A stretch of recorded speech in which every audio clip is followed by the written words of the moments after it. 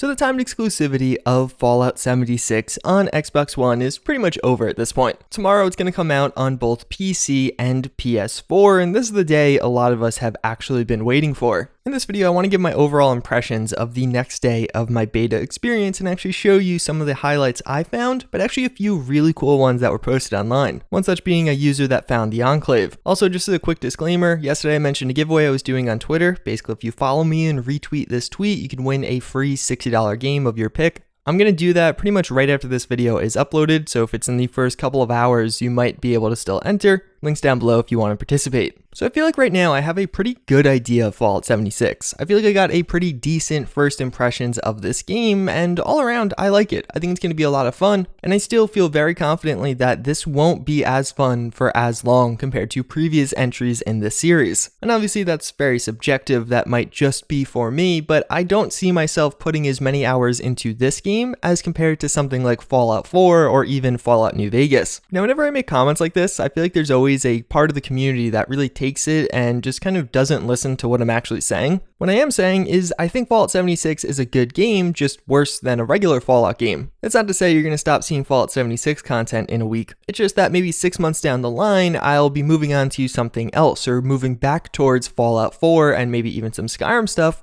And it's not just going to be me solely playing Fallout 76, which probably would have been the case if this was a more traditional entry like a Fallout 5. A lot of the quests have really interesting stories in this game, and I know a lot of people are saying that this game has a lack of content. I disagree totally. It might have less content than some of the other games because you don't have so many choices, so you don't have so many different paths to play and then of course replay, but I still barely feel like I scratched the surface. I spent a good chunk of yesterday doing just one quest, and even though certain aspects of it felt like it was a little drawn out, overall there was a good amount of content in that quest, and hypothetically there should be hundreds if not thousands of other quests for me to do also. And I think in the coming weeks, as people get more and more comfortable with this game and actually get kind of a excess of equipment, ammo, or resources, PvP and social interactions will be a bigger part, actually contesting some of those workshops using the hunter versus hunted radio. But it's that degree of choice that I think is going to make me not like this game as much. The quests, although interesting and still fun, feel more like you're reading a book than interacting with a video game. I'm hearing and learning about these stories of others, not so much actually playing a role in the creation of new stories. And that's obviously very subjective based off the experience I've had with this game thus far, but those are my impressions. After playing this game for, 10 or so hours at this point, I think it's going to be a great game. I think it's going to be a great Fallout game, but not one of the best ones. There's certain things this one does better than all the other ones, and I personally love the addition of multiplayer, but while playing it, I just can't help to think I wish there were human NPCs. Maybe that just means the game's not really for me or my playstyle, but either way, I'm still going to have a lot of fun with it, and I still will be dumping hundreds of hours into it. As I mentioned before, tomorrow the PC beta is coming out. It's going to go on from 7 to 11 p.m. I'm extremely excited for this. I already have some people I know I want to play with, and I plan on streaming for the entirety of that, hopefully along with some of you guys playing and watching with me. So as far as my third day in the beta goes, I think I found what is one of the best mutations in Fallout 76, mainly because the downside is next to non-existent if you play smart, and honestly not even that smart. So at one point while doing a quest, me and my group actually encountered a putrid glowing one.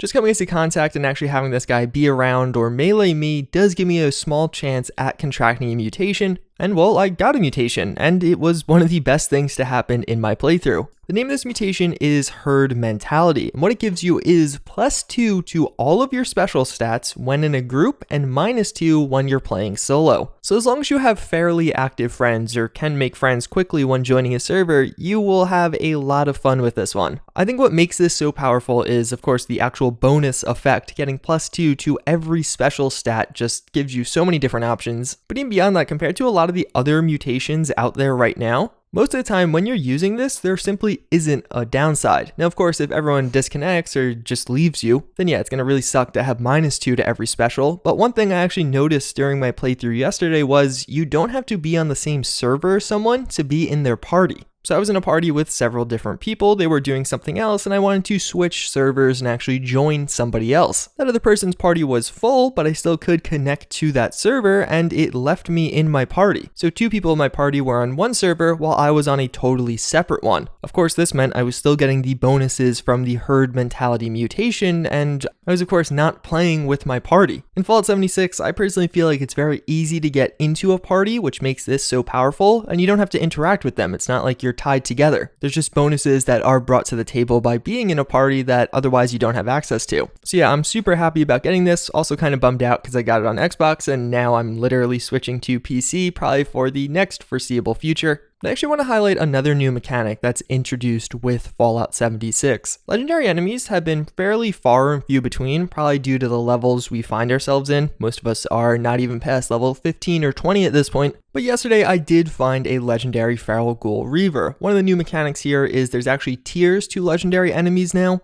This particular one was a 2-star. In the past, I've seen 3 stars also, and of course just the 1 star, which are standard. I would assume that more stars means more health, more damage, things like that. But what it also seems to correlate to is how many legendary effects on the item they drop. So this 2-star enemy for me dropped a 2-star legendary weapon. So as you can see, it does plus 30% damage to ghouls, but also VATS critical shots do plus 50% damage. In the Pip-Boy inventory, you could literally see the potential to have 5 ranks here. So somewhere out there are going to be legendary items that have 5 different enchantments on them, which sounds absolutely ridiculous. I can already imagine how overpowered some of those will be. I don't see it explicitly confirmed anywhere that 2-star enemies drop 2-star weapons and then 3-star drop 3-star and so on. But based on my experience, it seems like that probably is the case unless I just got really lucky by RNG. I've yet to see any 5-star legendary enemies, but I think by the system, it follows that those should be out there somewhere. Probably some of the toughest enemies you encounter and maybe even in nuke zones. And somewhat related, somebody on Reddit actually showed that for completing certain quests, you do get unique weapons. Those seem to be making a return. Based off this image, it doesn't seem like they're truly unique in the sense that they have custom paint jobs or something unique looking about them, but rather they have a unique name and a designated legendary effect. So compared to the last two, maybe a little bit less climatic, but I did find a Firefly. This was a new enemy. It didn't seem to be attacking me, but maybe it just didn't get the opportunity to. There also was a pretty big level discrepancy, so maybe they act similar to Radstag in that regard. But now for the guy that actually found the Enclave. So somebody on Reddit, a user by the name of Nilly with an underscore, made a really nicely laid out post about the Enclave, how he found them, how you can find them. The title of his post was, "I found the Enclave." He got temporarily banned for that title, because apparently that is a spoiler for Fallout 76. So all credit to that user. He messaged someone else, it seems like, and they made a new post without the Enclave in the title. I don't want to take anything away from their post, as well as avoiding spoilers. I have a link to it down below. Again, it shows you how you can actually start the quest to get into the bunker, some shots of the bunker. The only thing I do want to show you guys, this is going to be from one of the traders there, is that cool armor we saw from this screenshot a while ago. Well, we have a name for that now. It's actually called the Urban Scout armor. It seems like the Enclave's advanced version of the traditional combat armor, and I think it looks awesome.